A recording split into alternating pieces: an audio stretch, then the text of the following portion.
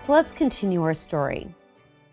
Eve headed into the wilderness, pulled the animal's skin a little tighter against her body. The air had a chill to it, and the ground beneath her feet wasn't like a carpet. There were rocks and things that pricked her tender skin, and with each step she took, she grew ever more aware of everything she had lost. She thought back to her innocence, of a time when everything was so simple. In the midst of this tangle of trees and weeds and thicket, everything was dark. The noises were foreign, the elements unpredictable.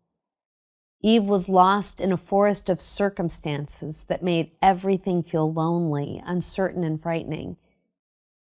But things were actually about to get much worse.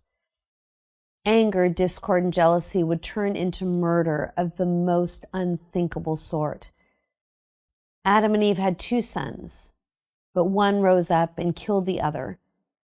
Instead of family being a comfort, a bulwark against all that threatened their safety and security, family was now the source of her pain. The battle wasn't just outside of Eve's close circle of loved ones, it was right within it. And every day she had to fight against the inner pull downward, dragging her towards hopelessness.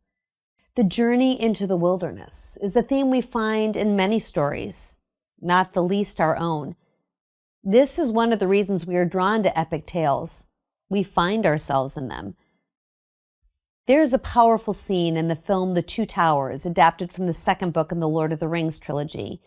And in this scene, Aragorn, a selfless warrior, is trying to convince a potentially influential human king that it is time to rise up and fight.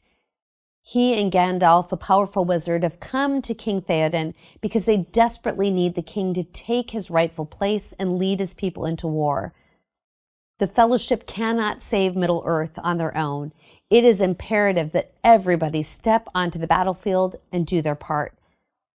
But the king has come under the influence of Wormtongue, a false friend and deceitful advisor, and he has artfully caused the king to forget his true identity and has lulled him into a stupor. Even his appearance is changed. His skin is pasty and gray. His eyes are empty and blankly stare. Although there are slight movements to his body, he almost appears to be a statue covered in dust, dead and lifeless. As Gandalf approaches, he calls out who King Theoden really is. Theoden, son of Thengel, too long have you sat in the shadows. Hearken to me. And the king slowly and reluctantly turns his face towards Gandalf. And Gandalf reaches out his hand and releases Theoden from the spell. The evil that's been tormenting Theoden is drawn from him like poison from a wound. As King Theoden listens to the voice of truth calling him to step into his true identity, the lies of the manipulative Wormtongue begin to lose their grip on him. He remembers who he is, and his appearance is transformed. Blue comes back to his eyes. His skin loses its pallor and becomes healthy again. The dust is shaken and his strength returns. Once King Theoden reclaims his true identity, Gandalf wastes no time and begs him to rally his troops. He implores Theoden to join him on the battlefield, but the king hesitates and says, "I will not risk open war." The reply, "Open war is upon you, whether you would risk it or not." When Eve ate the fruit, she was not intending to unleash a battle that would destroy her family. King Theoden was desperate to avoid war in his kingdom. We are weary of the struggle with mental illness and purposelessness. In all of these cases, we find people longing for peace in the midst of a battle. Whether we wish it or not, whether we realize it or not, the wilderness is actually a battleground.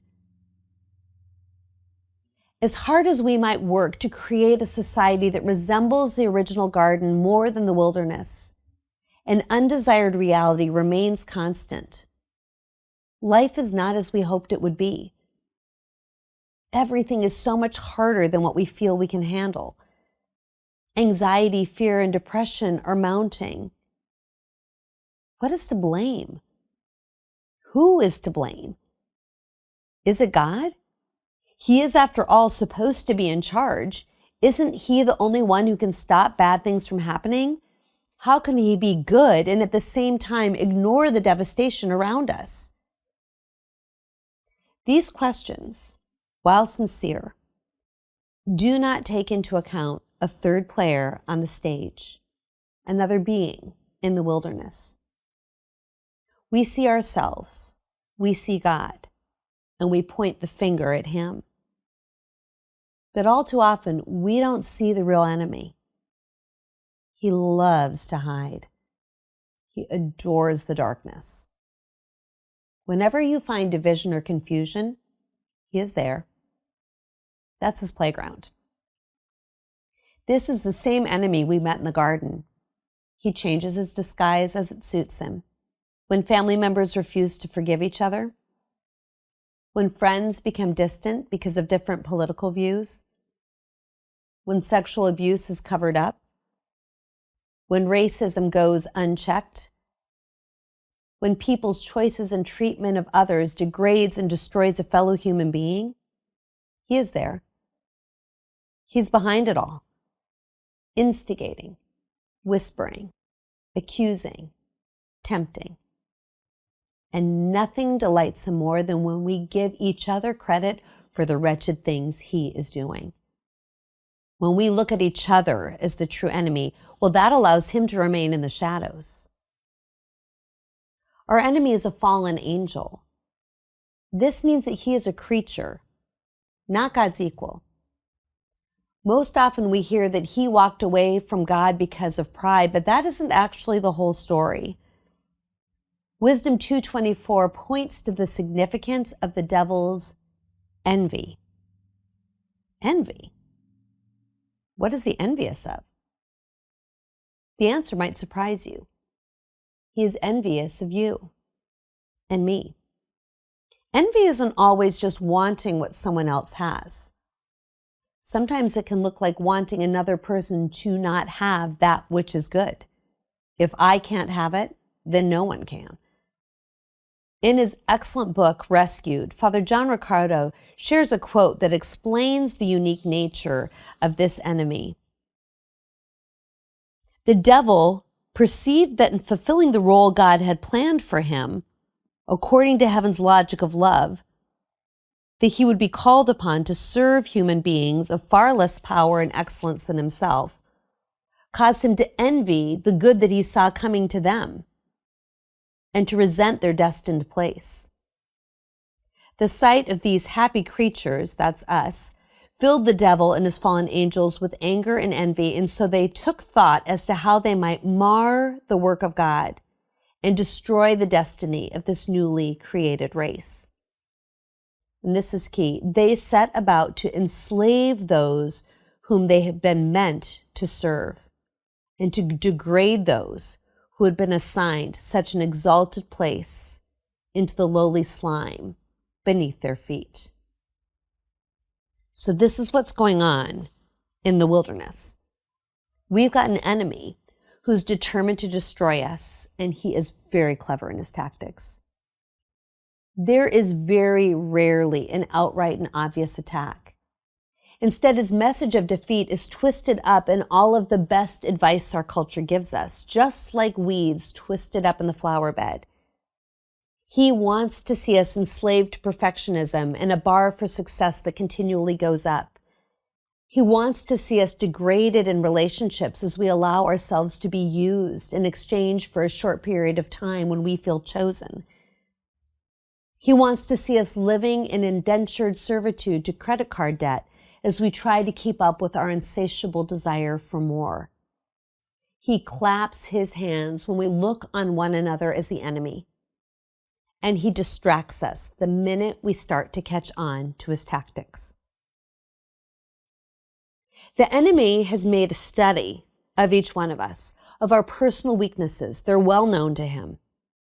And while the terrain of the wilderness is uncharted for us, he has been walking these paths since the beginning of time.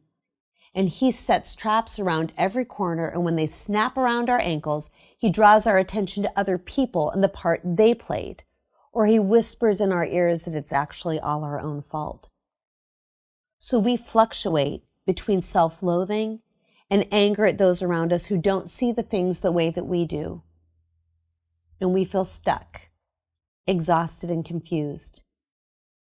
And just when we might call out for a rescue, even if that means admitting that we desperately need help, he hands us a screen. Little Netflix, some mindless scrolling, an anticipated Amazon delivery. It takes the edge off. Some beers, some wine, Tylenol PM, and we fall asleep. But tomorrow it all begins again. What might change if instead of numbing out, we decided to wake up? What if we chose to follow the path of King Theoden, asking the one who made us to tell us who we really are? What if we chose to live out of that identity, which is being more beloved by God than we could ever imagine, but also more hated by an enemy than we ever realized? What if we refused to fall asleep in the middle of the battle and instead acknowledge that this is not a battle we were ever equipped to win in our own strength? What if we instead sought a way out? What if we could find a tree in the forest that could provide shelter and relief? What if we could be rescued out of the wilderness?